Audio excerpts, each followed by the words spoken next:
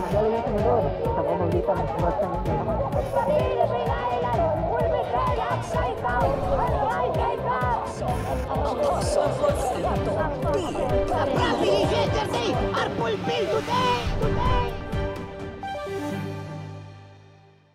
The church must rise up in power.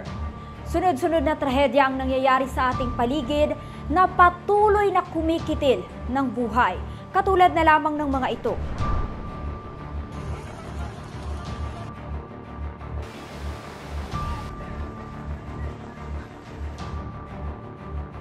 Kasabay ng mga ito ay ang talamak na kasalanan na patuloy na bumabalot sa bawat bayan at bansa. Ang lahat ng ito ay patuloy na nagtuturo sa mga anak ng Diyos na mas lalong magseryoso at magmadali sa pagliligtas ng buhay at kaluluwa.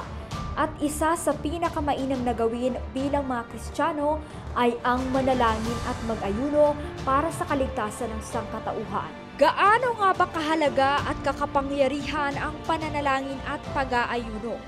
Narito ang ilan sa mga ito. Ano po yung blessings na natanggap natin at power na sama sa atin when we live a life of prayer and fasting? Number one, it opens hearts. Kahit matigas ang puso, bubuksan siya ng Diyos.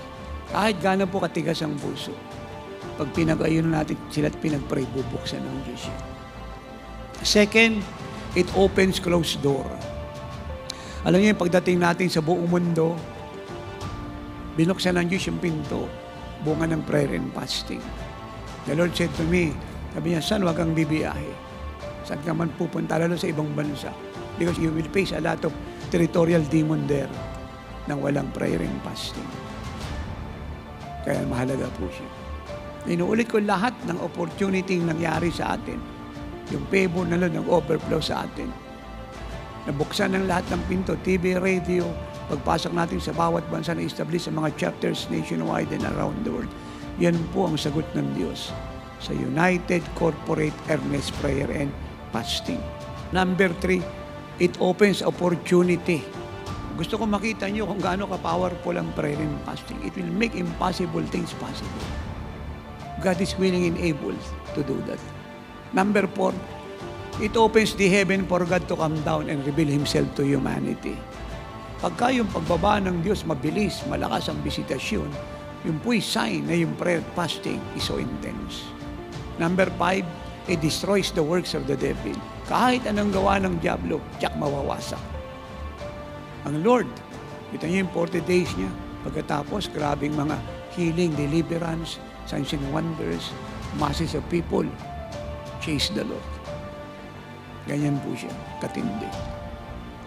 Number 6, it prepares the nation for God's visitation.